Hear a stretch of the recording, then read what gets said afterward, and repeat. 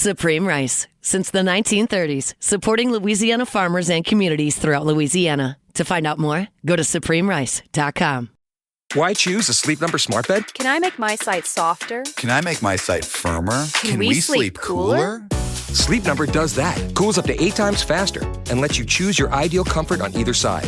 Your Sleep Number setting. Enjoy personalized comfort for better sleep night after night. It's the final days of our Black Friday sale. Recharge this season with a bundle of cozy, soothing comfort. Now only $17.99 for our C2 mattress and base, plus free premium delivery. Prices higher in Alaska and Hawaii. Check it out at a Sleep Number store or sleepnumber.com today.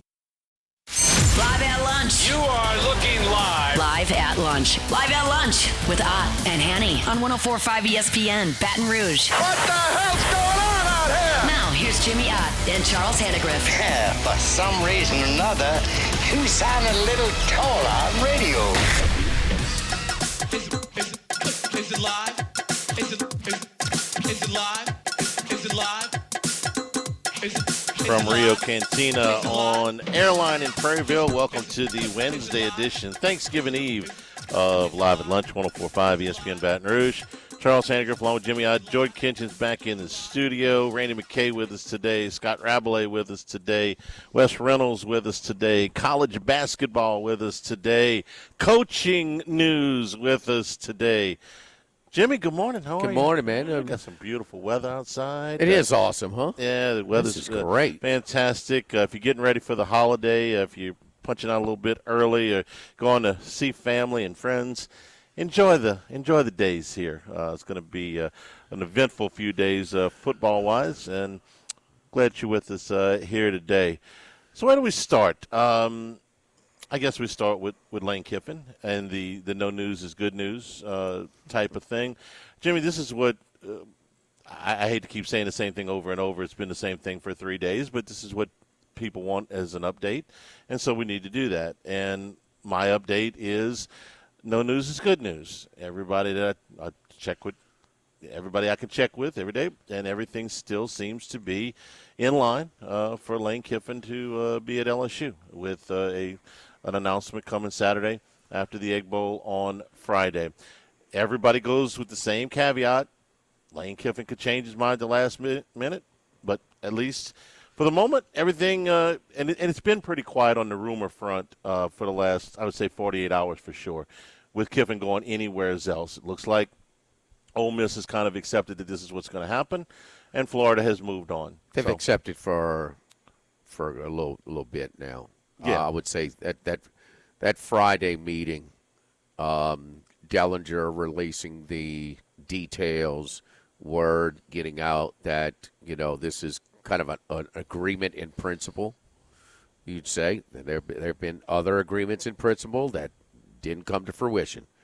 And with Lane Kiffin, I mean, you gotta, there's a little bit of concern with them.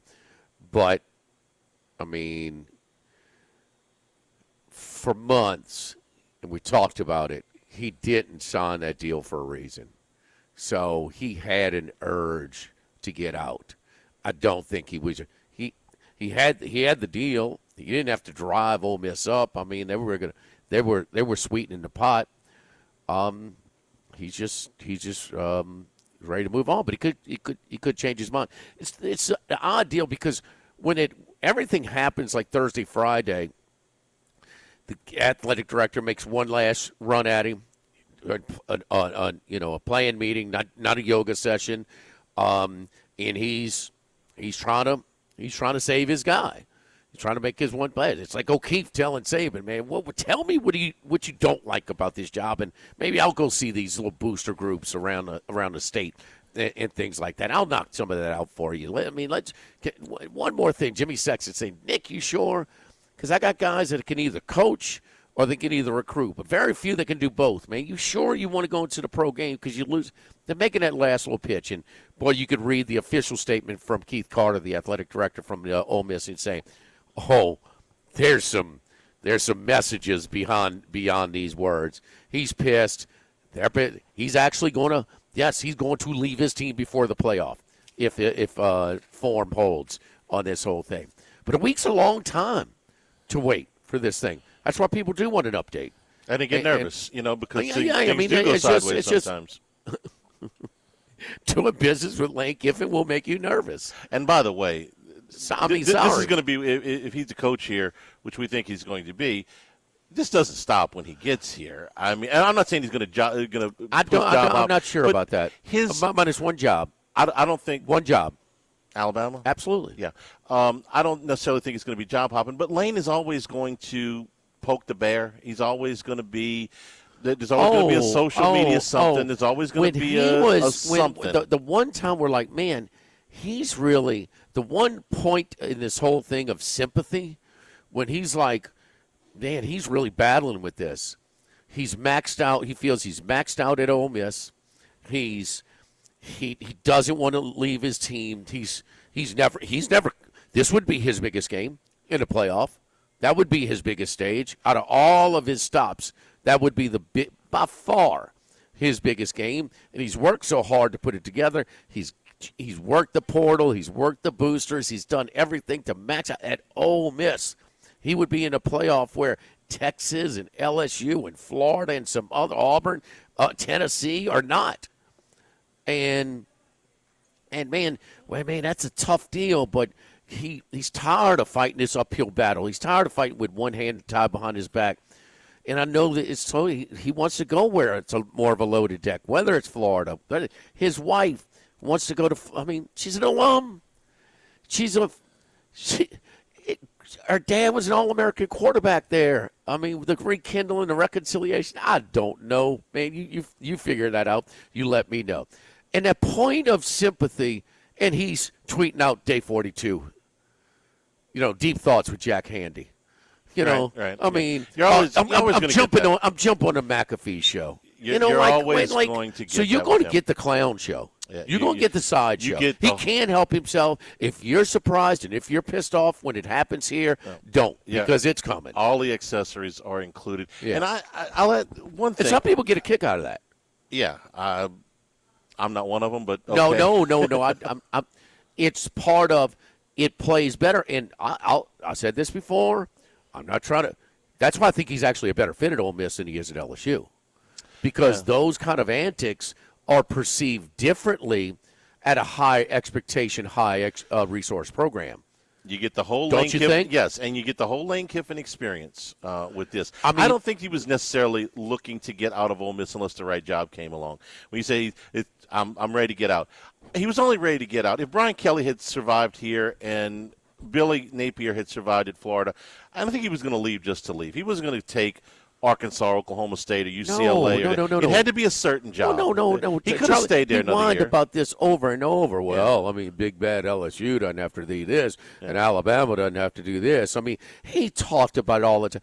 No, he wanted a higher resource. Yeah, it had to be a higher resource. He wasn't going to leave just to leave. Who said that? Who insinuated that? You said that, Lawai. You said he's ready to get out. No. If I no, for a better. Okay. I just wanted to clarify. I just wanted to clarify. Okay. If I insinuate in any way just to leave, no. He's leaving. He's not leaving for a lateral or a lesser move. And Ole Miss, to their defense, we like to pick on the runts. Okay, and this is a rough one for the runts. All right, but this is a brutal deal. But they were right there with LSU and some others with their collective. They were right there with their player budget. Beating them on the field. Oh no! We know because he's better than Kelly. Yeah. In this era, for sure. When we were looking I had a problem. We were looking Ole Miss in the eye, not when they were better than us. When we were looking them in the eye, it's like this should not happen. I mean, swap places. And he wanted to swap places. Because if Kelly couldn't do it here, what's he going to do over there? Yeah. No shot. Saturday, I think he's gonna swap places, make it official. All right, here's the rest of the news. Yesterday, Oklahoma State hired Eric Morris from North Texas. Was a very bright young coach. Considered to be sort of maybe third in the pecking order here, which I wasn't crazy about. He might be an upriser, but where was his stock a year ago? he is the definition of flavor of the month. He could blossom into something special, what he's done in North Texas. But North Texas, any Texas school that's competing against schools outside of Texas has an advantage. They have money. Yeah. It's a big enrollment school. He's done a great job. He's ridden a hot quarterback as well. I think it's more than just his quarterback, although he's good. And I think this is it's a natural next step for this guy to go to Oklahoma State. It's multiple quarterbacks now for him is the most exciting thing if you're an Eric Morris fan, because he signed John Mateer when he was at Washington State. He signed Cam Ward when he was at Incarnate Word. And last season, Chandler Morris, who was his quarterback, was 5th in the nation in passing yards per game. And now he's discovered this kid, Drew Mestamaker, who was a punter in high school, wasn't even starting quarterback, and has turned him into a guy who's got 3,500 passing yards this year as a freshman. So he is looked at as a guy who can develop quarterbacks. It's more than just one now. We'll see. I think it's a great move for Oklahoma State. This guy was being mentioned for some other jobs, and with so many openings available this year, and how many coaches are, because most coaches are staying if they're going to the, if they have a chance to go to the playoff. Yeah. I mean, most are sticking. So, I mean, he was pretty hot, man. But I just saying, I'd be a little bit. He might be outside. Who really knows? But I was a little bit. I would have been less than satisfied if LSU had landed him. It would have been a big jump to come here. Yeah, he's skipping a few steps. At Oklahoma State, that's great. Missouri Board of Curators has got a meeting this afternoon, and according to our good friend Ross Dellinger, authorizing the university to move through with a proposed new contract for Eli Drinkwitz. Their board they call it Board of Curators. Yeah, if you have rocks in your end zone, it's curators, not supervisors or trustees. Okay, I see. I learned something today. They just met last week, so them putting another meeting, especially, Jimmy, how many people are working it all the way to the end of the day today? I mean, everybody's got one foot out the door on days like this before the holiday weekend. They call this meeting for a reason today. Timing is important. Look at Kalshi. We've been looking at him. He's second choice for this job. He's second choice for this job. He's second choice for that. I mean, his name is out there. This is Missouri putting the keep out sign on the front lawn. Well, and Drinkwitz saying, that's fine, I'm staying. No Penn State, no LSU if that thing falls through, no Florida. I'm fine here. From what I understand, he let people, and with the Missouri job, but he should be interested in the LSU job, right? Sure. Absolutely. So, very average at Missouri, 25 and 24 in the league. He beats who he's supposed to. He loses who he's supposed to. I mean, just kind of, and that's kind of how Missouri came into the league. That kind of average. They just kind of Missouri. He's kind of he's doing better than just staying. He's getting a raise. Oh well, he's and an extension. I do think his teams are well coached, and I said that yesterday. And I don't disagree. But 25 and 24 with the schedule. I mean, playing Kentucky and Vandy a lot, and it's just it's okay.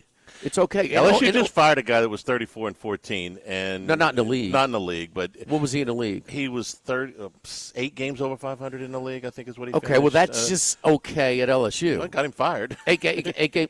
Well, should you be?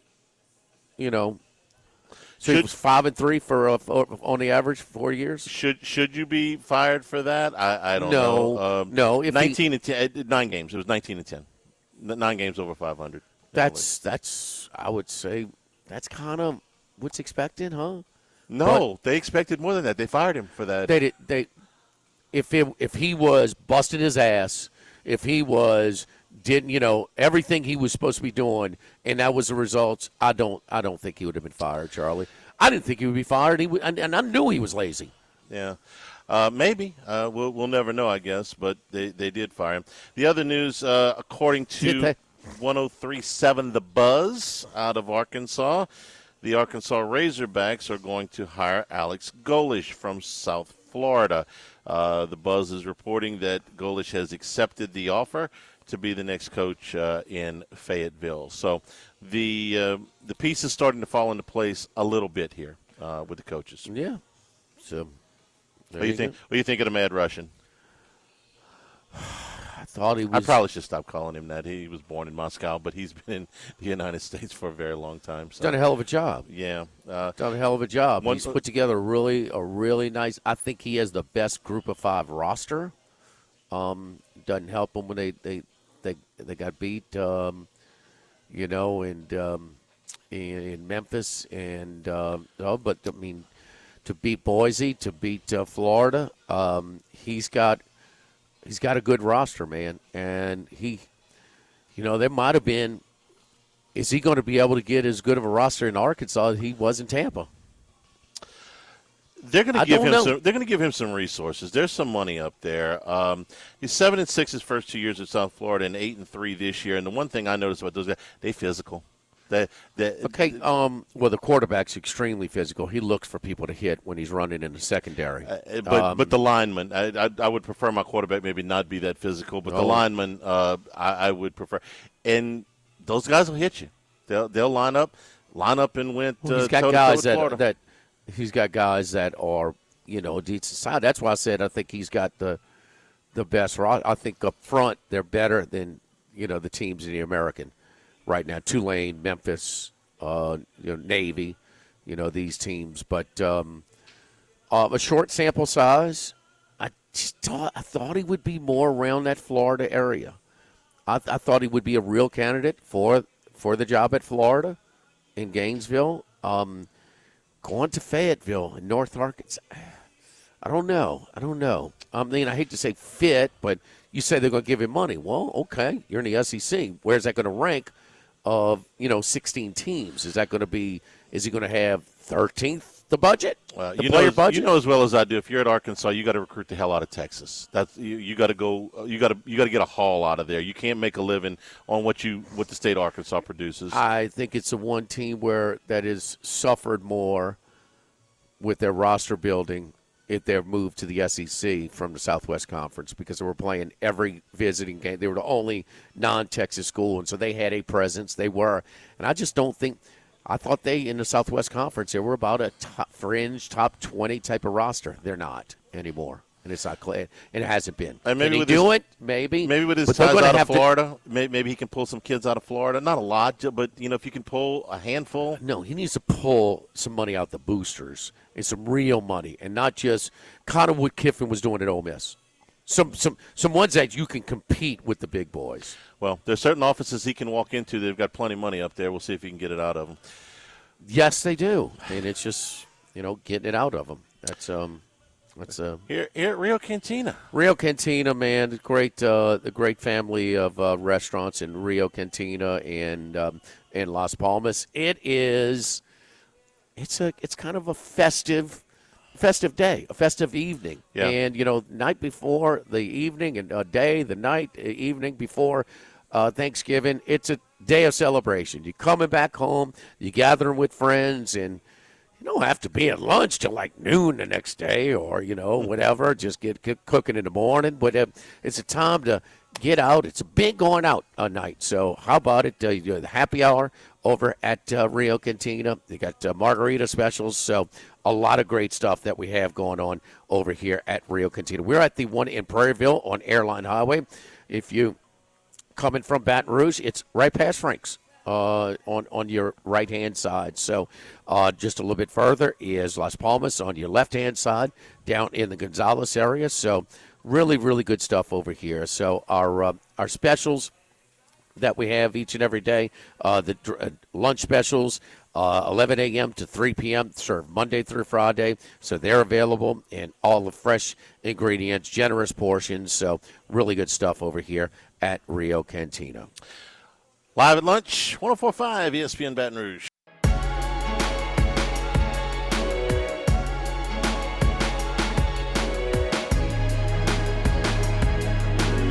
Live at lunch with Ott and Hanny.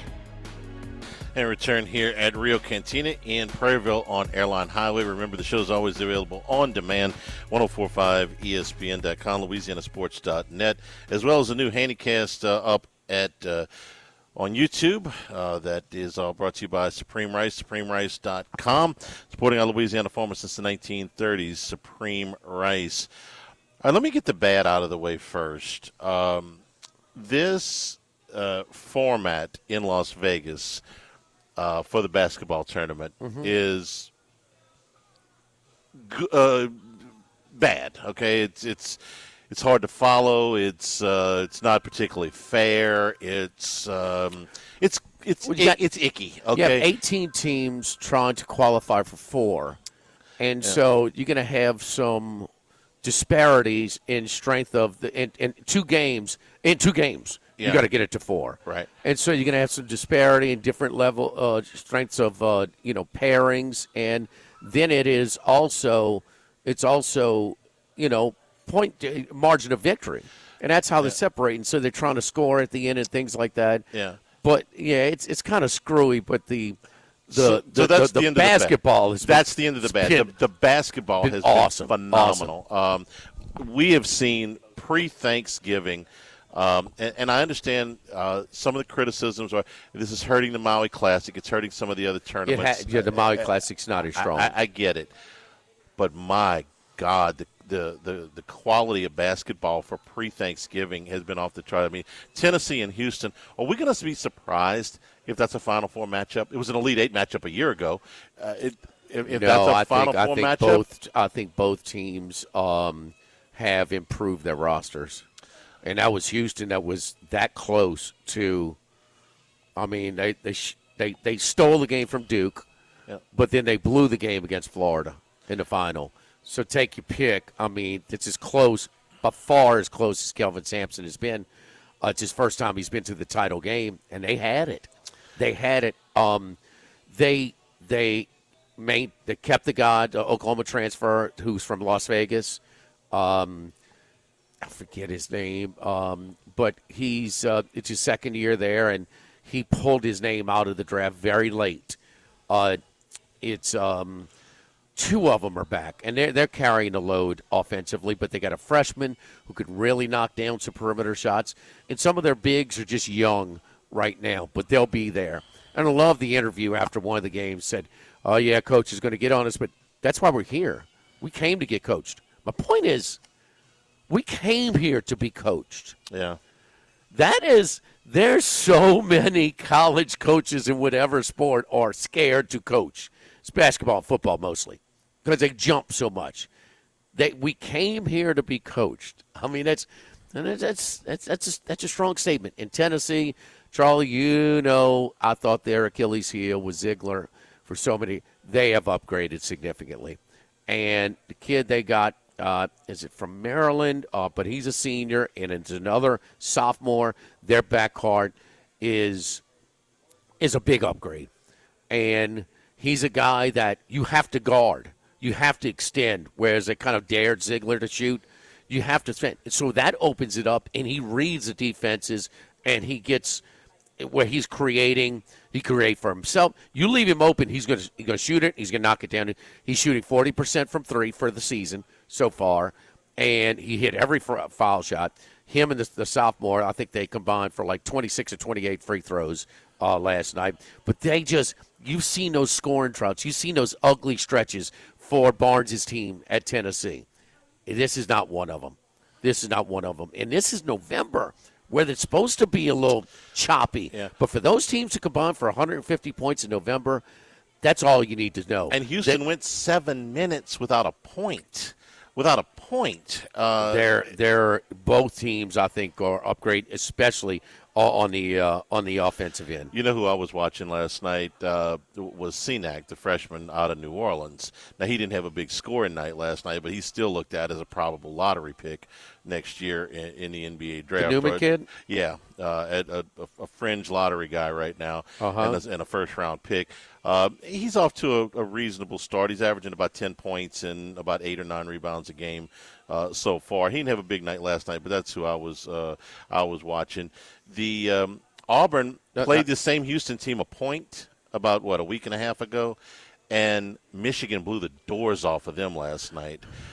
Michigan's really good. Jacoby Gillespie is the senior point guard, 0. is the one I'm thinking of for Tennessee, by the Okay. way. So, I mean, yeah, 9-9 from the free throw strike. And Didn't all shoot. 6 with the game on the line. He's only 3 of 9 from 3 last night, but he's shooting 40% for 3 for the season. So, and Boswell is the sophomore who hit he only had 2 of 4 free throws. But yeah, Gillespie is the guy. That man, he's a little smaller guy, but he's physical. He really gets to the goal and just he can score, man. He can score anywhere on the court, and he can create. He's a weapon, man. He is an offensive weapon that they just haven't had. And the screwy part about the tournament, again, I'll put up with this for the basketball we're getting. Iowa State beats St. John's, who's a really good team, in the first game, and then they blew Creighton out yesterday. But what do they get? They get a consolation game against Syracuse today. And listen, there's a lot of money on the line. The winners get $1 million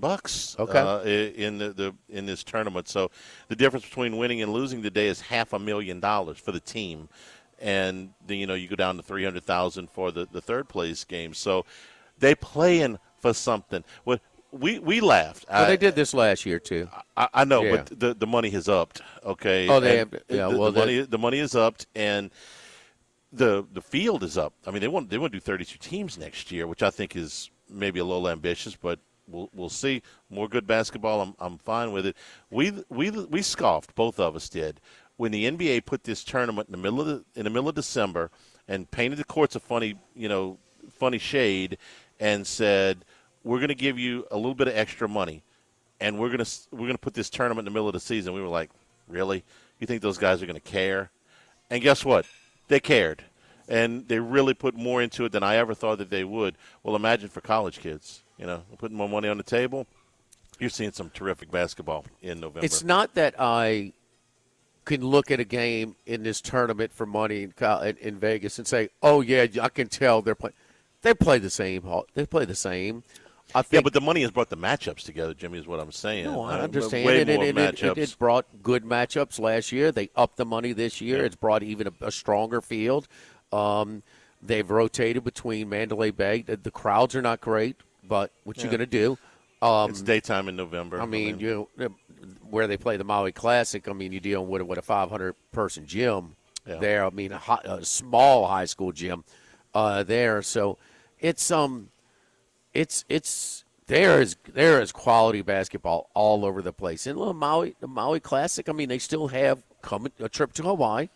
I'm watching the trainer for North Carolina State, longtime trainer Sean Eddy, who's down with NC State. It's strange for me to see him in another uniform. On another bench. Yes. I know. 28 years at LSU. I've known Sean back when he was the trainer for the baseball team.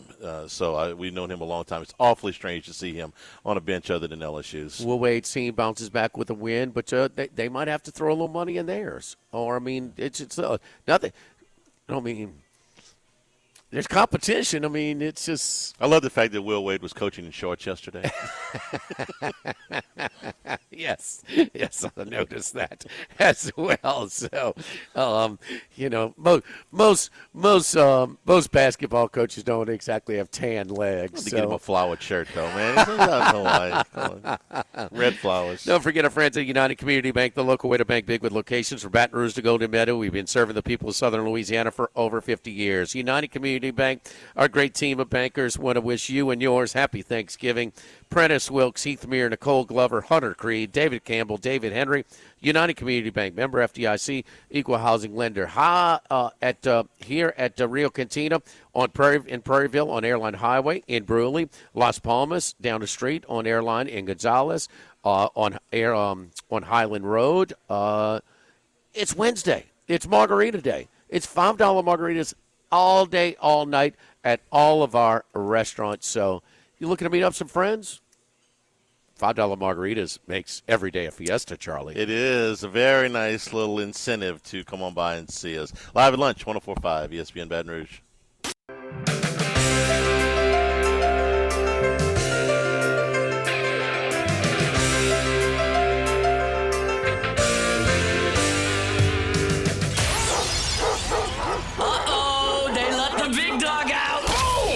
Out of nowhere.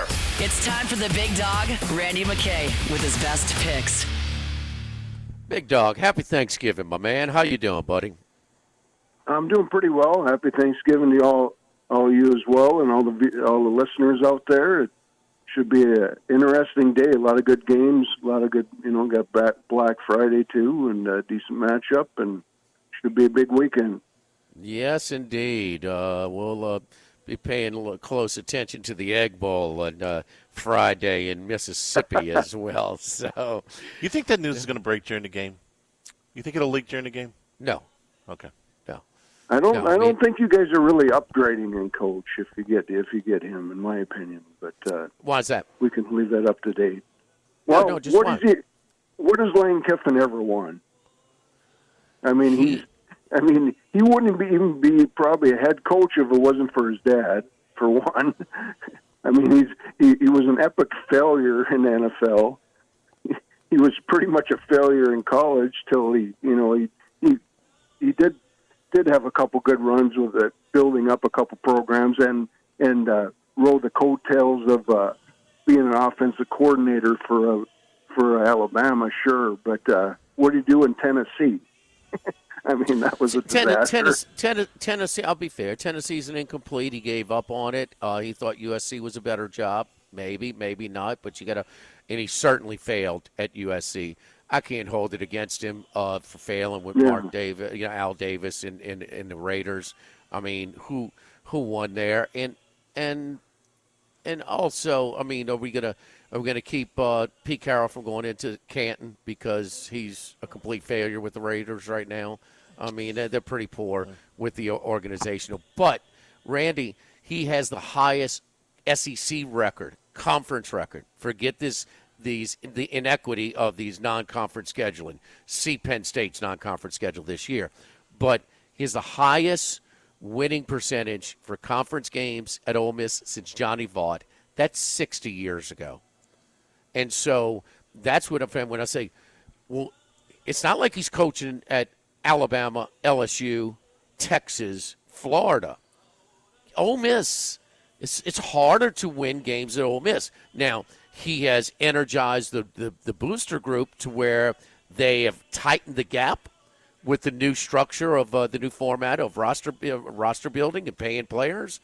But it's still not, and that's why he's jumping. But and he's so he's won a lot of conference games there in this. And guess what? Over that 60-year span, it's not like the SEC has dipped in the last 6 or 7 years. It's stronger than ever. And I would add that I think you're getting the best of Lane Kiffin right now, as opposed to if you take the best of Brian Kelly. Yes, that's better than the best of Lane Kiffin from or the worst of Lane Kiffin from 10 years ago. Now I think you're getting Kiffin on the way up. I think you're getting him in his prime coaching years now. This is when Saban got here, same age. You're not getting the best of Brian Kelly anymore. If you were still getting the best of Brian Kelly, he'd still be the coach here. Like Randy, Jim Moore Jr. at UConn. I mean, that's an unbelievable job. I don't know if some of the best the best. Can Ryan Day go to UConn and do that? I don't know. I really don't know. Can Nick Saban go do that? I don't know. I mean, to take over what was basically UMass, what UMass is now. I mean, they're 9-3 and only 3 losses in overtime this year. So they're different. Not every job is college football is dealt equally. So that's my thoughts. Yeah, I'll give you credit. He has gotten better as a head coach, but I just his resume just isn't that great, except for some of his stops down there, Mississippi, and then of course in Florida Atlantic. Guess what? Brian Kelly's resume was great. How'd that work out? I mean, nothing's guaranteed, believe me. And you know what? He was 9 games over 500 in conference games at LSU. 9 games in 3.5 it's always seasons. a tough gig. If you don't win, especially win every year, then you're bad at your job, and that's the way it goes. Yeah, well, and with unrealistic salaries and contracts that the coaches get, come unrealistic expectations. So, see this guy Signetti? It took him 17 years to build that thing in Indiana? Oh, I'm sorry. year one, he's in a damn playoff. No, that doesn't help everybody else. That doesn't. That puts a lot of pressure on. Let's get to these games. Let's start off tomorrow. Detroit's playing, as they always do, in the first game, and in the NFL on Turkey Day. It's noon Central kickoff, so it's been 11:30 forever for whatever reason. They're moving it to noon. They want us to spend more time with the family. Anyway, 2.5 is what we're looking at. You got 2. This thing was on 3 for a while in the look ahead. Yeah, it's been jumping around. There was some 3.5s too, if you like the Green Bay side, and that went down. So now it went down to 2.5, and I like it as a buy point here for the Detroit Lions rematch of Week 1, lost to Green Bay, but so far in this series, last few years, except for Thanksgiving in 23, it's been a home-and-home series. So I trust Goff and Moore versus Love and company, and missing some DBs here for Green Bay. So I think Detroit will have some success here on offense and keep the pedal to the metal, and hopefully force Love to press. When he does that, you see some goofy plays and some interceptions, and hopefully that's coming here, and Detroit will get the win here, and it'll be an interesting NFC North. There you go. All right, the Lions. We're on the Lions against the Packers here. You concerned about the Lions as of late? They should have lost to the Giants. They weren't really competitive on that Sunday night game against the Eagles. Yeah, kind of playing with their food here a little bit, especially, I knew it was a bad spot there with the Eagles. I didn't expect what happened last week. Was kind of surprised everybody, but, of course, Jameis Winston can make things happen, and he's definitely did in that game. So was really surprised by that, but I think you'll see a focused team here, and hopefully a good effort, get their A game here on the Thanksgiving, especially since they lost to them in 2023. All right, Kansas City and Dallas will tee it up at 3:30. Kansas City but found a way. They dug themselves a hole, but came back and won against the Colts on Sunday. The 3.5 and 52.5 is the number. Yeah, you got a 6-5 versus 5-5-1 here. Definitely a game for the playoffs here. So should be a playoff type game here. This Dallas team greatly improved on defense here with the additions, and then getting used to defensive coordinator Eberflus's adjustments. Yeah, that Eberflus that coached Chicago in that debacle last Thanksgiving that got him fired. But he's better as a DC as we see some of these guys like Robert Saleh. So I like what he's done with this defense to get him, give him a chance here. And I think Schottenheimer's done a pretty good job in his first season.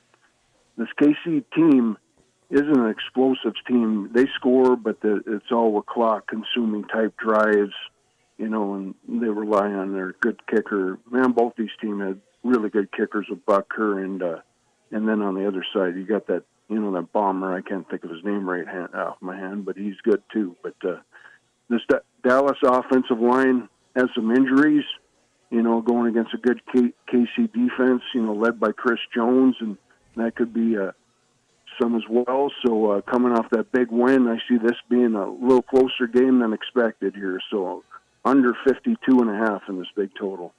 All right, under 52.5. Night game, you don't have a release on this, but Bengals and Joe Burrow, he is going to play.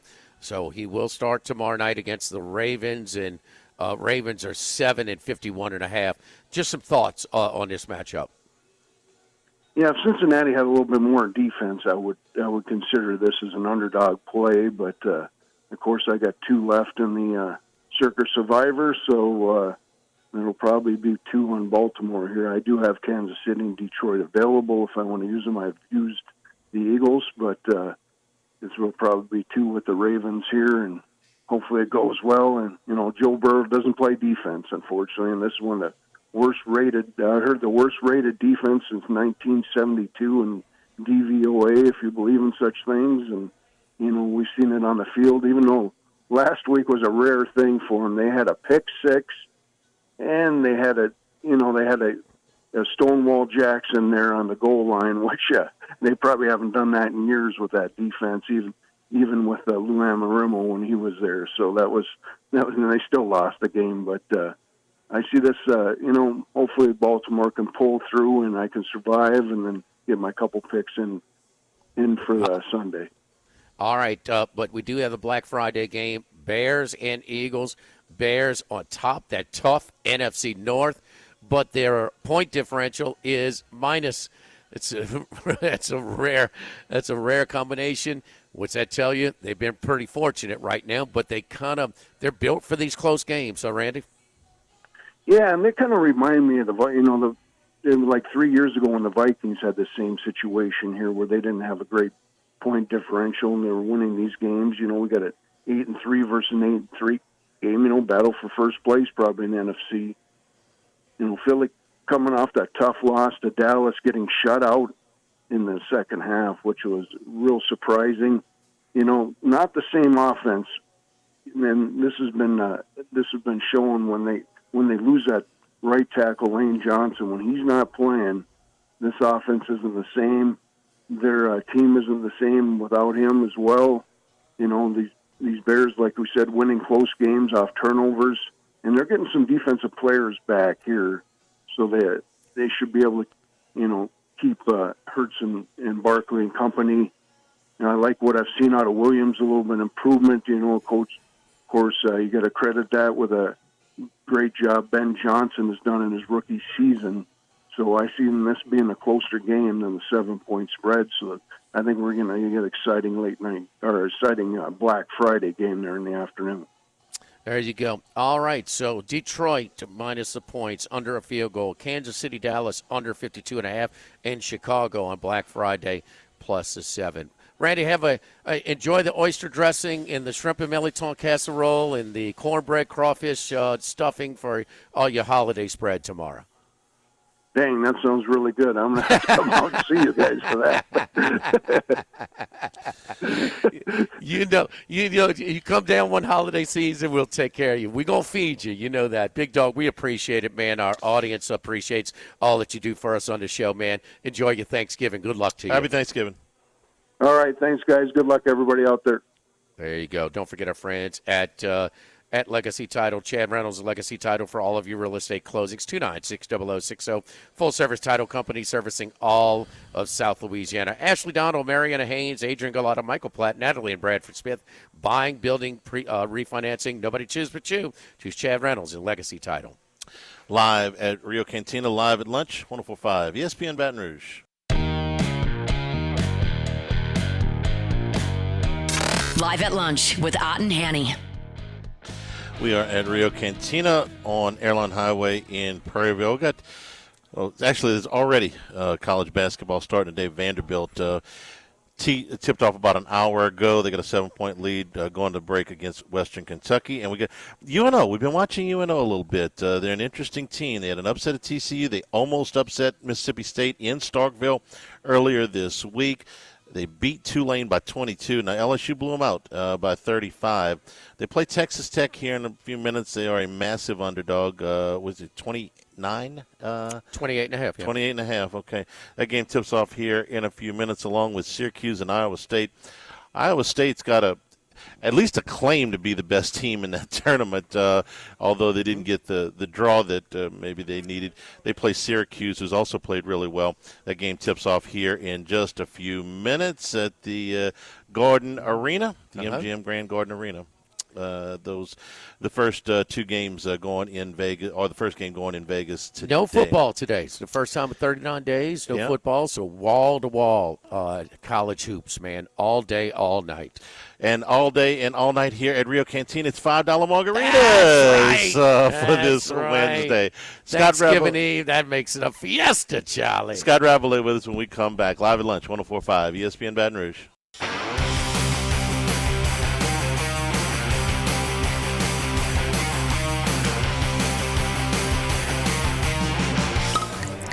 Enjoying the finer things in life is his forte.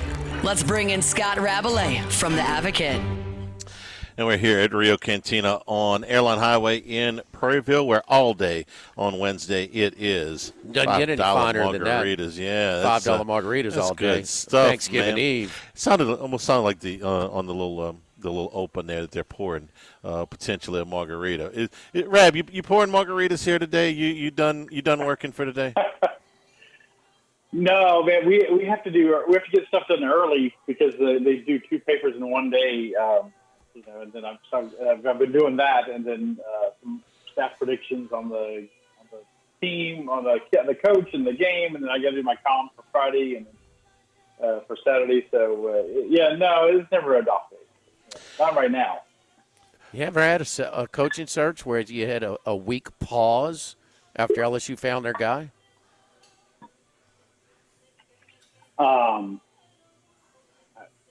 They're all unusual in their own way, I guess. But it's the calm before the storm, I guess. But they got to figure out how they're going to do this if he leaves, Ole Miss is playoff, and he's not going to want to quit. I think that he's coaching the game Friday. Yeah. They part ways. The LSU time to win, lose, or draw. Oh no, I thought you meant how they're going to do this Saturday. Is there going to be a release, a press conference? Is he going to actually talk in front of a camera? Is that what you meant? No, what I mean is, if they fire him, they owe him $36.6 million. They're not going to fire him. Well, he's just going to walk away. He owes them $4 million. Yeah, that's factored in. Yeah. The $4 million's factored in. It is of no consequence, is what I was told. It'll be taken care of. Or, and I read this in my column I was writing earlier this morning. Are we all going to be victims of the most Lane Kiffin of Lane Kiffin troll jobs? And he's been stringing along LSU and Florida, 2 SEC rivals, to hamstring their coaching searches, and he's going to stay at Ole Miss. He reserves his. I wouldn't say it about anybody else. I don't think so, because even though I think he's had that contract on his desk for quite some time. Signetti signed his about 5 weeks ago. He had his on his desk in Oxford at the same time after Franklin was fired from Penn State, and he had his eye on some other opportunities at that point. And if he were to troll and change his mind, which he could, I think it's a small. I would put it at a very small percentage, but nothing's 100 or 0%. He has really damaged his situation at Oxford. Oh, no question. So, and I don't know if he would.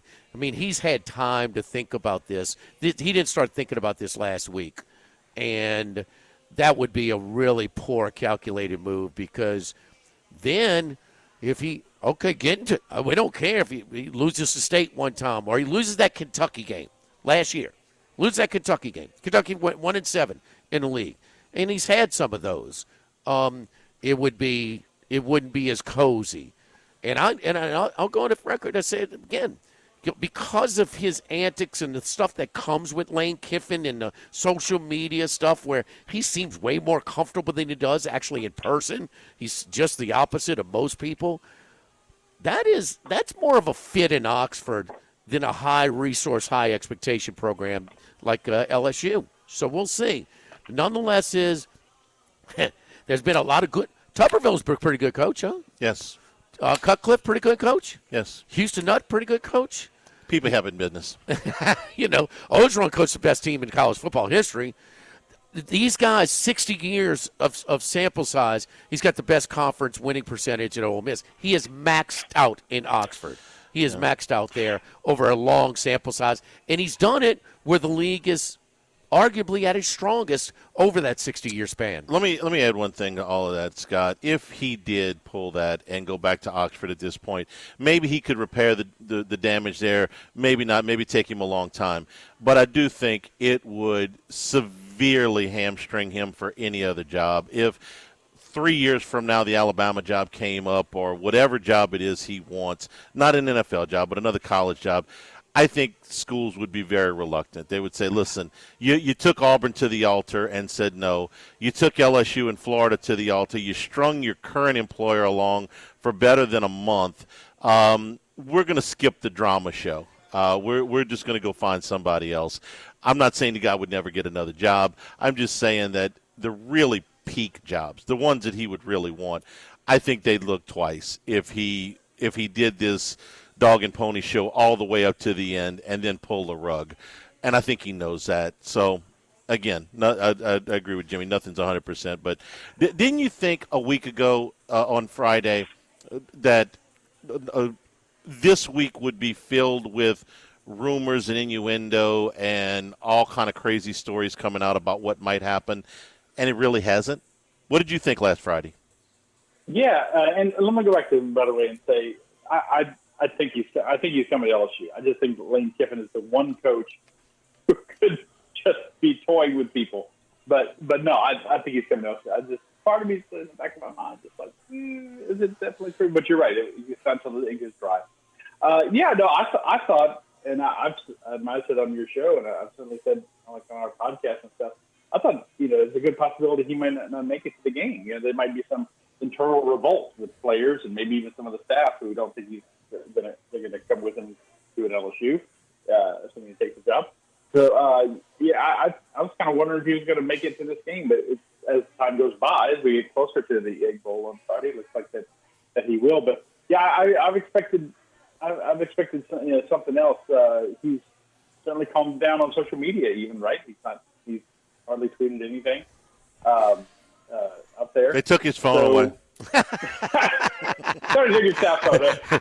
You can keep your office, but you got to turn in your phone for the rest of the week. Hey, Scott, it's quieter. I got this question on X. Is this the first time LSU got their first choice in the modern era? And this is the way I answered. I know you did a column earlier this week on coaching searches. Ed was not their first choice, obviously. I think Les was very high up the list. I don't know that he was the number one choice, but he was very high up the list. It was him and Petrino were the top two guys. Del Rio, too. But Del Rio never really got there. Well, Skip drove to Daytona to go meet him. Skip told us those were the three guys. And Petrino. So Les was at the top of the list. He wasn't. I'm sorry. He was near the top of the list. I don't know if he was at the top of the list. He might have been one of three that were kind of equal. Saban, they fell ass backwards into. DiNardo certainly wasn't. The Mike Archer thing, that was a very impressive list of candidates that interviewed. And then Bob Broadhead told us a story when he was working at the radio station that maybe it was a surprise to the public, but Bill Arnsparger was who he wanted. So I don't know how you feel about it. Is this the one time they've definitely gotten their alpha number one choice? I mean, was Bill Arnsparger his number one choice? I think he might have been. According to the guy who made the hire. I got to be skeptical about that.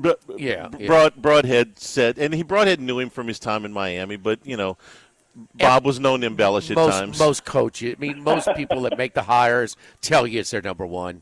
Yeah, okay? And this was 20 years after the fact. So, you might remember the 84 coaching search after Stovall better than I did. I think Saban was their number one here. But not at the beginning of the search. They didn't even know it was available at the beginning of the search. No, they were about to go to coordinate. No. This hire. Oh, okay, I see. This hire. And once he was discovered, he was their clear number one. Once they I guess I'm not counting Saban this time, but maybe I should. Because I just didn't think he's the level of attainability is certainly different. Yeah. Not just LSU, but it's rare in general. It's less likely that you're getting your first choice. And speaking of Saban, obviously they offered the job to Rich Rodriguez first at Alabama. The Texas A&M was going to hire Stoops from Kentucky, and they kind of fell into Mike Elko, and it's working out well this year. That's rare. But I think Kiffin he's the strongest. He's the top candidate out there right now. This year, in this cycle. Would he always be? I don't know if he would always be the top candidate. So maybe he's a B-plus candidate, but in other years he might be where the best. You're grading on a curve. He's the best candidate out there that's going to be available. not getting Ryan Day or Kirby Smart or Marcus Freeman apparently. Yeah. But he's out there. So I would say, but like when it was Kelly and Lincoln Riley, I mean, we didn't, Kelly kind of hit him got him at the wire. It seemed like Lincoln Riley it was the best choice, but there's no Kelly versus Lincoln Riley this year. Kiffin's not supposed to be in the list because he's not supposed to be attainable because his team's on, expected to go to play in the playoff. I mean, he's coach, and he's coaching a Power 4 team. I think him doing it in the league also helps his stock for being the number one for this job. And I'm not sure if that necessarily be the case if, say, Michigan would open up, or Oregon, or or USC. I think his success in this league with less than elite resources have made him so attractive. Yeah. One more thing on the historical. I'll ask both of you guys. None of us were on the beat at this time, but from what I've read, Bo Ryan was the consensus choice when he got the job I think he was. in December of 1979. I don't know. You've read books. I mean, you've written books about the history of LSU football, Scott. Is that kind of how you have been told that it went down? Yes. Yeah, I think that's fair. Paul Dietz had returned as the athletic director, and he was considered a young up-and-comer. People say he would have been great. I don't know. He was going to sell the VR offense at LSU, and it's the greatest unknown question in LSU football history. Is that why Stovall ran the veer? Is that why he ran a lot of the veer? A lot, yeah, because Bo Ryan was going to run it. Well, Alan Risher told me this story that the team never actually met with Ryan. They were on Christmas break. But that's odd that they would both have. When they came back, he said when he met with Stovall, they were gonna run. But Scott Charlie is forgetting one that was number one. Go get him and don't look back. Oh, yeah, that was. He was number one. Huh? Come on, Scott. I guess so. Was it Curly number one? Gil Brandt. Gil Brandt said, "Hire Curly Hallman and don't look back," and he was right. No one wanted to look back after we haven't looked back since for sure. The only coach. Kelly's record and everything. The only person to coach more than 1 year at LSU who left with a losing record. The only one ever. Only one. What now? Only got to coach more than a year and leave with a losing record. They had a lot of coaches in the early days who coached year to year. Yeah, the early 1900s that did that. All right, Scott, a thought about this week's game. Really tough matchup for LSU. Oklahoma is playing for something really significant, and LSU is playing to finish the season. Any thoughts about Saturday's game? I think we started doing predictions in the paper, score predictions back in the mid-'90s, I would think. I've never picked LSU to get shut out in the game. I'm very strongly leaning to get shut out on Saturday. I just don't know how this offense can look so challenged against Arkansas and against Western Kentucky and certainly against Alabama on the road. And against, like you said, a very motivated opponent. Their offense is nothing great either. I think LSU's defense will do a good job against them, but I'm thinking of picking 17-0 Oklahoma, something like that. I mean, I really am. I mean, it's almost impossible in modern college football not to luck into a score. The defense sets you up on a short field. God, first to go to the 4, get to the 1, and kick an 18-yard field goal. Western Kentucky, man, that's last week. And that's how many times has this happened this year? How many times have they gotten to the 1 and not be able to score a touchdown? It's at least 4. At least 4 times. So, their red zone. It's been a disaster. No chance. Yeah, I give LSU no chance to win this game unless they got like a defensive or special teams touchdown or a couple of things in the way, like blocking a punt and a fumble, or set them up, very deep and they for a touchdown. So it's the offense I think I've ever seen in person, and I don't think they can go to Oklahoma and win this game. I rarely ever give LSU's got no shot. I really think they have no shot in this game. That's unfortunate, but that's the position that they're in. And as I wrote Saturday, Lane Kiffin can't get here fast enough if he's coming. So odd for just a 10-point spread. It's not a. What was the point spread when Pigs flew?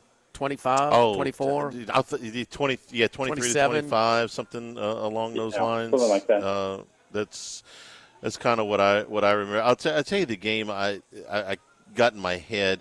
LSU played a game against Florida, and this would have been somewhere around the mid 80s, maybe 85 or something like that. They lost the game 20-0.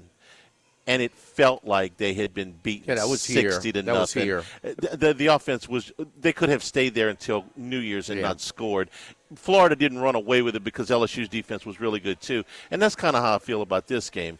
That Oklahoma's doesn't score a lot. Yeah, LSU's defense will keep them within shouting distance into the second half, and then will probably wear down, and Oklahoma wins the game. I'm thinking, 24 or 27 to 3 or 0 or 6 or something like that. Yeah, one thing we know, that little guy knows in his swimsuit that kicks for Oklahoma, if he doesn't win the Groza, nobody will. 52 out of 53 on kicks, Scott. 52 out of 53, including the 30 extra points, but still, he's 7 for 7 from 50-plus in college. It's pretty good. I thought you were talking about Blake Grupe for a second.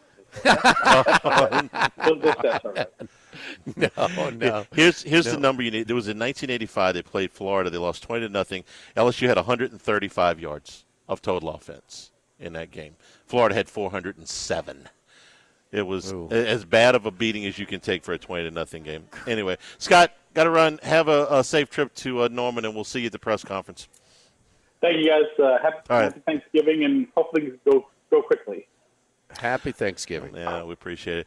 We're also brought to you by the Thibodeau Store, the Pierreport Store, also now in LaRose and Lockport. Their Black Friday deals are up on the website right now at thethibodeaustore.com. Huge array of power tools, security system, security cameras, security locks, all of them available at discounts right now. So many different things that you can find, unique items if you're getting to your Christmas shopping right now. The Cypress furniture at the Thibodeau Store, the fishing gear there, all of your outdoor cooking equipment. Jimmy, you stocked up before the season, but now if you're getting ready to give gifts for the holidays, you can get them at the Thibodeau Store. Well, I pull one out. Now I got to assemble it now because it's time to start loading up that log rack for the fireplace, which I got down there, and they. They took me in the back, cut me a couple 2x4s to go with it as well. So do like a half cut or whatever it is. I mean, a half batch. I don't know. But, I'm looking to kind of might get into that fireplace in the next couple of days, huh? It's going to get down to 30s. Yeah, the temperature is just a little bit. It's got everything you need. Everything you need. But during this holiday, Black Friday, if you got the outdoor cook in your anything, man, there's different gadgets and different pots and different rigs and different, outdoor cooking needs. We're all different sizes, all different price points. They've got something for you. TheThibodeauStore.com online. Live at Rio Cantina, live at Lunch 104.5 ESPN Baton Rouge.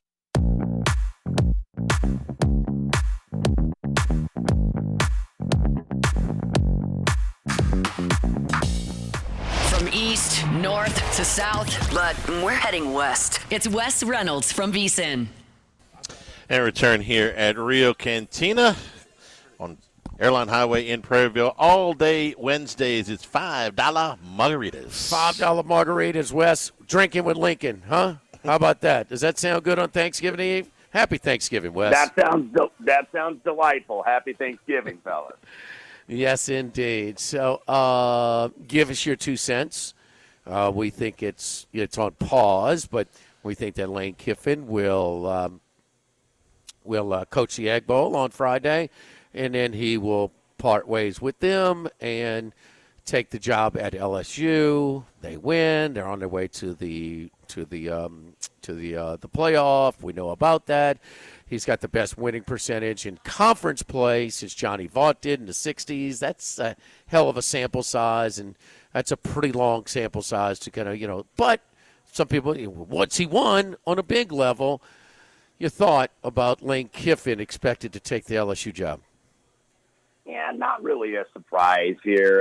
Is that, look, and I like Lane Kiffin. I think he's kind of a quirky, fun personality, but there's always drama with him, right? Like when he, bolted for Tennessee in the middle of the night. So this has kind of been a pattern. And you talk about, hey, win the Egg Bowl. that's still, I don't think, that's still a little bit of a question whether they're going to do that, it being that I took Mississippi State plus 7.5 because Mississippi State a lot to play for on Friday morning. The game should be on Thursday night, like traditionally, but I digress. I think Mississippi State is going to play hard. They're better than 5 and 6. Like, you guys have watched them enough. Like, they've had a couple games that they should have won and just, had some bad luck and some variance go against them. And then plus you look at Ole Miss, they haven't been in about over a month. They beat Oklahoma in Norman at the end of October, and then they've had a pretty easy schedule at home and got maybe a little bit fat and happy. And now you got to go to start Vegas and there's more cowbell. Who fighteth, as Christopher Walken and SVP would say. More cowbell, and I think they're going to get it. I think that's going to be a really good game on Friday. I need more cowbell. Yes, indeed. 22, Ole Miss, Mississippi State, one of 22 games this weekend in college football that has a bearing on the overall playoff, whether it be for a conference championship or for not eliminating some for the playoff or keeping it going. I can't remember this, and this is the good part of we had 22 games going into this weekend where it matters for the college football playoff. Where do you want to start? We got some great matchups for rivalry week. Wes, who are you looking at? Yeah, we certainly do. All of them. First of all, we got to hang another eye on that bucket and then see him in Indy for Indiana. I'm not gonna lay the 4 touchdowns there. This is Purdue's bowl game up there in West Lafayette for this year, but just 1 week away, and then we may get 1 versus 2. But in terms of what I played this week, one that I did play, I played Washington plus, and I took 7 when it was available. There's still a couple out there against Oregon. Oregon got a little bit banged up in that game against USC last week, and that was a big win for the Ducks. And the fact that the Ducks are put up there at 6, like in a relatively comfortable position, but how comfortable will they be if they lose to the Huskies on Saturday? So I think the Huskies, I like the way their defense has been playing of late. So I thought that was a little bit of a big ask for them. So I went ahead and took Washington in that game. And then one that I did play, there are coaching changes abound. Of course, the latest one was Morris is now going to Oklahoma State, but he's staying with UNC through the bowl season. I think they'll take out Temple. I laid the 19.5. North Texas, by the way, with a win, they are in terms of the American Athletic Championship game against likely Tulane. I think they'll get by Charlotte. So I think North Texas, they kind of send old coach out a winner and go ahead to that conference title game. And then also played a couple rivalry ones that don't have a lot of playoff implications, but I like South Carolina on the money line against Clemson. Disappointing season, not going to a bowl game, but I think they'll at least be motivated for Clemson. And you got to be careful with some of those teams because some of those teams that aren't going to bowl games, that doesn't mean that they're going to lay down and mail it in. So I think in like rivalry games, you'll see South Carolina play very, very well. You'll see Virginia Tech, I think, play well at Virginia. Nevada against UNLV, just amongst those I took in rivalry week this week. All right. What about the pros this week, Wes? Who are we looking at? Yeah, we'll start with Sunday night. And Denver now everything's pointed to Denver, right, in the AFC West because Kansas City just kind of like survived. They kept their playoff hopes alive with the win over the Colts. The Chargers are very banged up, even though they get a pretty easy opponent this week with the Raiders. So now everything's pointed to Denver. That, this looks like a fait accompli that they're going to win that division. Not so fast, and especially being a favorite on the road against the Commanders, who are disappointing this season, but off a bye. Denver struggled in that favorite role this year. They barely got by the Jets over in London. They should have lost to the Giants at home. They weren't that impressive against Tennessee, and these are some of the bottom teams in the league that they have not been impressive in a favorite role. I think that's a little bit of a big ask for Denver. I like the Commanders plus the 6.5 that are out there. And then another kind of a ugly dog here.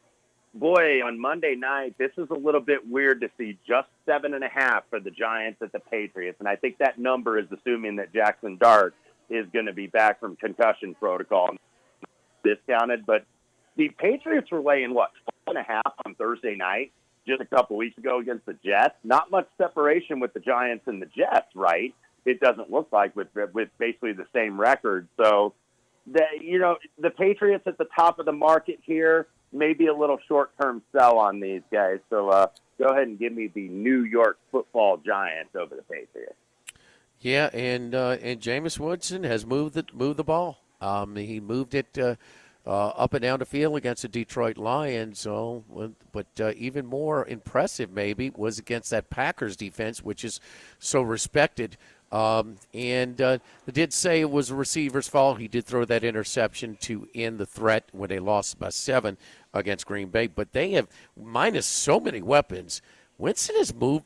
He's got to move the ball at least through 2 games at this point. It's official now. Will Campbell with that sprained MCL.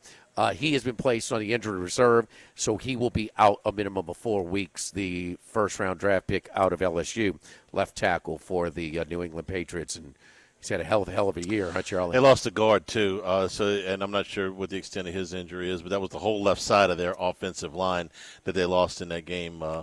Last week. Hey, Wes, if you had a choice in the AFC, would you take the newbies, the teams leading the divisions like the Colts, Broncos, and Patriots, or would you take the old teams like Buffalo, Baltimore, and Kansas City if you had to take a group to win the AFC? I'd still take the veterans over these young pups and these Johnny-come-latelys, if you will, and that includes my Indianapolis Colts. But I think Baltimore has finally gotten healthy. I know that they looked a little shaky last week against the Jets, but they're finally getting healthy. I think they're going to win that division. So I would probably take Baltimore. And then of the young guns, of the division-leading young guns, I like Indianapolis a little bit better than Denver and New England once we get to playoff time. Wes, a big slate of college basketball today. Are you on anything in college hoops today? Yeah, we've had the Players Era tournament out here. That's not really a tournament, unfortunately. I mean, you've got this really weird formula how they determine it. I wish they would just go to like a bracket format. It's kind of ruining this Feast Week, right? You know, it's ruining Maui. It's ruining all these other tournaments. Gonzaga and Michigan, they're the championship game over there on the Strip, and they've been the 2 most impressive teams, at least for what I've seen in 2 days. So Gonzaga, Michigan, I think we're getting a ton of points, and it's on the move, but I don't think it's moved enough. 163.5 go over Gonzaga, Michigan. Over Gonzaga, Michigan. You're not impressed with Tennessee? I have been, actually. I will say that. Nate Ament is the real deal. Like, we're talking about all these star freshmen, Devonta from BYU and Darren Peterson from Kansas and Koa Pete. Ament from Tennessee, he's a one and done. He's a lottery pick. He's been very impressive. I was impressed with them against Houston yesterday in terms of that defense. That was the rematch, remember, of the Elite Eight game where Tennessee just couldn't hit a shot, and a lot of that was due to Houston's defense. So I think Tennessee has been impressive, but I just think from an offensive standpoint, Gonzaga and Michigan have been absolutely overwhelming. Yeah, they're really good. They're really good, but I do see an improved Tennessee offensive team. I really like the guards that they have this year, and like you said, the freshmen. But it's a deep freshman class. It's a great year to have a high pick, which the Pelicans would almost secure themselves of, right, Charlie? Well, they shipped it back. One of the picks back to Indiana. And then the other one to the Hawks. So that's 2. Oh. 2. We needed Indiana, too, by the way. We need one of those lottery guys with the Pacers now, too. You're well on your way. You get Tyrese Halliburton back next year. What do we get? I don't know. See, that's the answer. That's the right answer. We've stumped Wes. Yes, it's taken a while, but we've stumped him. He was trying to come up with a very nice way of saying nothing. You'll get nothing and like it. Right. Understand. Right. I hope the Pacers get somebody, because this has been so depressing to go from Game 7 of the NBA Finals to a 2-15 team. One more quick. I have no sympathy for you. Yeah, None. please, Wes.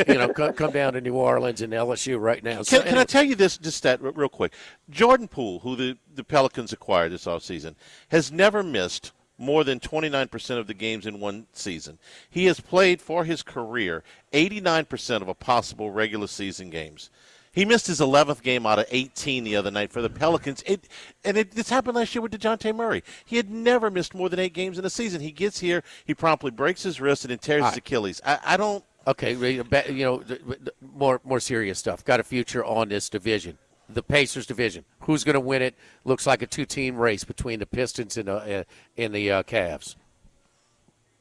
I was bullish on the Pistons. I took their over-season wins. I think the Cavs still probably win the division, but I tell you who's a good team there in that Central Division, the Bulls. The Bulls have got something. The Bulls have been probably fun teams to watch on a nightly basis, so they're going to get back in the playoffs there in Chicago. I hope it's the Pistons. I'm guessing you have something on the Pistons, Jimmy. I got plus 450. I got plus 450. Yeah, I think they got a chance, and they've dealt with that, and now they've got Ivy back, and they're just kind of trying to figure out how to play all these guys together now and piece them because they've had so many guys out. But Cunningham has taken his game, I think, to another level. So they're going to stick with Cleveland, I think, at least. Happy Thanksgiving to you, Wes. We appreciate it, buddy. We will talk to you next week. Thank you, man. Happy Thanksgiving, guys. Thank you. Yes, indeed. Don't forget our friends over at Go Chevrolet. And Go Chevrolet is in LaPlace. Go Chrysler Dodge Jeep Ram in Plaquemine. So the Go Automobile Dealership family, my buddy Lee Carney and Nick Richard. And I don't just talk about the vehicles from the Go Automotive Dealership. I drive a Chevy Tahoe from Go Chevrolet. When I needed some work done, some electrical work done on my vehicle, I called up Lee over at Go Chevrolet, and he arranged for them to drive out a loaner. It's the concierge service department. So they dropped off the loaner for me while my car was being serviced. Then they brought it back to my house and delivered it to me, paid mobily. You talk about very, very convenient. Mention my name, Jimmy Ott, for VIP pricing. So making room for those 26s and cutting deals on the 25s at both locations. Go Chevrolet in LaPlace. Go Chrysler Dodge Jeep Ram in Plaquemine. Live at Rio Cantina, live at lunch, 104.5 ESPN Baton Rouge.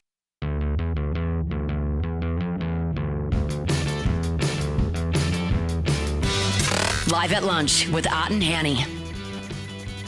Return here at Rio Cantina on Airline Highway in Prairieville. We're also brought to you by the Morris Insurance Group. You're having a hard time finding some insurance for your coastal properties, let them help you out with flood insurance, those duck camps, those fishing camps, auto, homeowners, and commercial insurance too. Your big boy toys, your boats, your trailers, your motorcycles, your tractors, your RVs, all of them available for insurance at the Morris Insurance Group. Go to morris-ig.com for a free quote, or you can call 225-201-0007, 201-0007. Ask for Buzzy Hydell at the Morris Insurance Group. What do you think NFL tomorrow, Jimmy? We got 3 games. Packers, Lions, Detroit. Chiefs, Cowboys, Bengals, Ravens. You are on Detroit, so is Randy McKay. Any particular reason why? They had a scare last week with the Giants. Came back and won that one. Yeah, they should have lost. I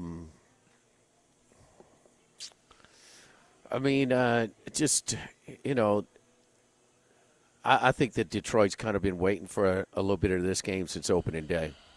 I mean, they got handled in a big way. That was like the Micah Parsons debut, right? It was his first game with the Packers. Yeah, he didn't play a whole lot of snaps. But he was like a presence, if I remember, in that game. He didn't play the entire game, but the snaps that he played, he really put some pressure on Goff. I remember them making a big deal out of it, like, is Green Bay the top team in the NFC now that Micah Parsons is there? But I do remember the game; they got it handed to him pretty good. Yeah, and it was a little bit of an outlier, and then it looked like they were ready to kind of come back again. It got pushed around. That offensive line really got pushed around by the Eagles' defensive front. And that was something that was a little bit eye-opening. I mean, they did very little offensively in that primetime game. So I just I like them at home in a revenge spot division. I know it's and Love. You don't know what you're going to get out of Love. I mean, was it 2/3 Thanksgivings ago? He just lit them up when they were like 10-point underdogs. So I just think that Detroit at home is a little bit better.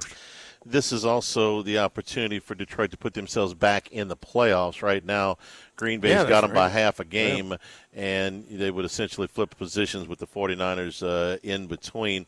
Also, Josh Jacobs is expected to play tomorrow, but whether he will be at 100% is anybody's guess. And he's kind of the engine of that Green Bay offense. Without him, they look very, very ordinary. With him, they're just a completely different team. So if he's limited tomorrow, that's a big deal in my opinion. Yeah, Parsons has made an impact, though. I mean, he's maybe not so much in his individual stats, but that defensive unit is really tough. I mean, they're really, really good. So I think it's strength against strength, with Detroit's offense against Green Bay's defense. It'll be a lot of fun. It's kind of my favorite matchup of the day, although Chiefs and Cowboys should be entertaining. We have not seen this current version of the Chiefs in this position this late in the season where the playoffs are no sure thing. In fact, not only not a sure thing, they got to hustle a little bit here. Statistically dominated the game, but they put themselves in a hole where they were fighting for their lives, and I mean it came down to the very end against the Colts last week. Daniel Jones looked human last week. It kind of looked like, okay, is he hitting his wall now? Is he going to do that? It's one of those games where the newbies in the AFC have their cushion, and here's the more established teams like Baltimore, Kansas City, and in Buffalo that are fighting for their postseason live. And so Kansas City had to have it, and they did. And look, they're still going to be – they're a game behind, and they lose a tiebreaker to Jacksonville. So, and a lot of people think it's going to come down to, those two teams maybe for that last playoff position. So Kansas City against Dallas, who all of a sudden – man, if you keep Knucklehead Pickens, at least on the field, keep him straight, he's a playmaker. He's not the first or last wide receiver to be, kind of do these diva wide receiver type of, baggage type of things. But, man, he's a talent, next to CeeDee Lamb. And certainly isn't going to not going to overreact to beating up on the Raiders. But to come from 21 down against the Eagles, I'm sorry, that's got my attention. And right now, Pickens is a better receiver than Lamb. He doesn't drop as many balls. He's a more physical presence. I mean, right this second, and you're right, he's a knucklehead, so you never know when he's going to go and do something foolish. But right now, he's the better of the two receivers. You see where he's got the ball like at the 15, approaching the 10, and he's kind of going toward the pylon, between the 15, and he sets up the defensive back because he totally knows he's going to plant his foot and move. He's just playing at a different. That's just talent. That's talent, and it's just. Man, dude, just do a little bit right. Yeah. Just behave a little bit because, man, he's got some talent. He's got number one receiver talent on all but about 7 or 8 teams in the league. I mean, there's not that many guys. Like CeeDee Lamb got what the NFL equivalent is of a max contract, and he right now is better than CeeDee Lamb. He's more talented, yeah. Yeah, but you just never know. What was more impressive with Dallas? The fact that they scored 24 points in a row. The fact that they kept Philadelphia from scoring, period, for essentially 45 minutes. Part of and everybody's talking about it, whether it's Hurts, it's not just A.J. Brown, but A.J. Brown gave you the warning signs. Like, man, there's a lot of malcontent for a winning team. Now they lost. Now they said, man, they did a lot of things wrong. Barkley looks like a guy that doesn't have as much in the tank as he did a year ago. He looks like a guy that carried it as many times as he did last year. He looks worn down. And so He's not the same guy. We know Hurts has been inconsistent as a passer forever, but a guy like Lane Johnson, man, who's grades out as one of the top, maybe the top offensive lineman in football, he's been out of the lineup a lot. So they just can't rely on that offensive line that's been so dominant for so many years and allow them to do all the other things. And Hurts isn't running, quite as much. But they did a lot of bad on offense to allow Dallas's defense to have a chance. So it was a two-way street. Real quick in the late game, return to Joey B. Man, he's a competitor, but man, that's a tough spot for them, man. At 3-8, they have the same record as the Browns. You really got to wonder how much sharp you is he going to be. I can tell you this on the other side. Lamar Jackson's been back for 3 games and he don't look sharp. They're winning, but they don't. But they're doing it ugly. I mean, yeah. Jackson is as high a ranked quarterback as you got the last few years. He just looks a little bit off since he came back from injury. I don't know if he's still hurt or if it's just he's knocking the rust off, but he hasn't looked sharp either. Well, one guy, Woods, his mechanics and his decisions and his pre-snap processing is so sound, it lends itself to consistent passing. Jackson's all over the place, on the move. His release points are all over. And maybe it's just he's going through one of these ruts. So we'll have to see. This usually happens in the postseason for him. We're at Rio Cantina on Airline Highway in Prairieville. $5 margaritas all day on Wednesdays. We'll take a break, come back, wrap things up. Live at lunch, 104.5 ESPN Baton Rouge.